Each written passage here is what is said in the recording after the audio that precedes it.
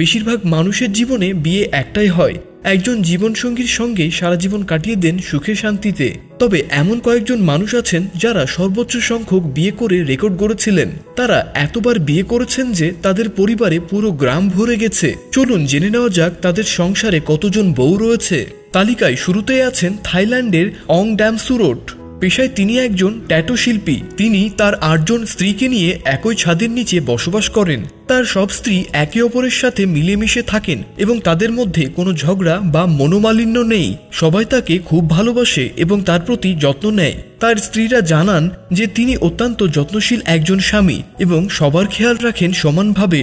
অন্যদিকে ব্রাজিলের এক বিখ্যাত মডেল আর্থার উর্সো 9 জন মহিলাকে বিয়ে করে আলোড়ন সৃষ্টি করেছিলেন।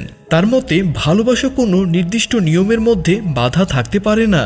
তিনি তার সব স্ত্রীর সঙ্গে সুখে শান্তিতে জীবনযাপন করছেন এবং ভবিষ্যতে আরও 2টি বিয়ে করবেন বলে প্রকাশ করেছেন।